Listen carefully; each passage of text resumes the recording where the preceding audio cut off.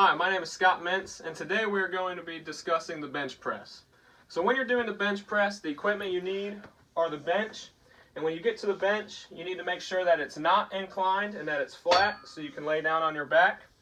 You need the bar, and you also need the plates so you can put the certain amount of weight on the bar. Now when you're doing the bench press, you work a certain group of muscles. Those muscles are the pectoral muscles, the anterior deltoids, and the triceps. So those three muscle groups are really the three that you'll be working when you are doing the bench press. So, some safety precautions that you need to think about when you're doing the bench press. First are you can use weight clips. You can put these on the end of the bar and slide them up just like that to make sure that the plate doesn't fall off when you're doing it. Another thing that you can think about is using a spotter. Now when you're using a spotter, you usually want to use a friend or someone that knows you pretty well because they can know the kind of weight that you can handle, and they know when you need help or if you don't need help. But sometimes when you're in the gym, you don't always have your friends with you, so you can still use someone that is willing to help you. You just have to remember to communicate with that person so they know if you need help or not. If you cannot get a spotter, if you're doing a workout like at home like I am, one tip that you can use is called the Bailout Method. And what it is you actually don't use any clips, so you can get the clips off. And if you start to struggle, you tip to one side or the other and actually let the plate slide off. Now you might not look too graceful when you're doing this, but it is a lot better than the bar crushing you or falling down on you. So, when we're doing the exercise, some of the things we need to think about first is our head position. Now our head position should be right where your eye level is with the bar. This will set you up so that when you take the bar off and you start to move up and down, you aren't hitting any of the equipment.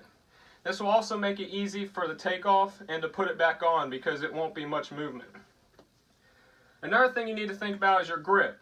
Now if you have shorter arms, your grip will usually be closer together. If you have longer arms, your grip will usually be wider apart. Now there are these smooth parts on each side of the bar, and a lot of people use those to put their fingers on them. I use the pointer finger, and so I'll make sure that my pointer finger is on each of these smooth parts so my grip is the same every time. And the last thing you really need to think about is keeping your feet planted on the ground. This will make sure that you don't start to fall one way or the other, and it will help support you when you're doing the bench press.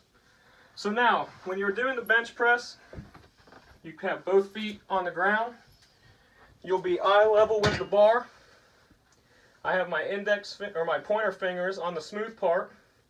You'll lift up, off of the holders, bring it down to your chest, touch your chest, push back up, and then you can put it back on after you're done doing so many reps. So now that we've gone over the muscles, the equipment, and the safety precautions, I'll now do 10 reps to show you what it should look like.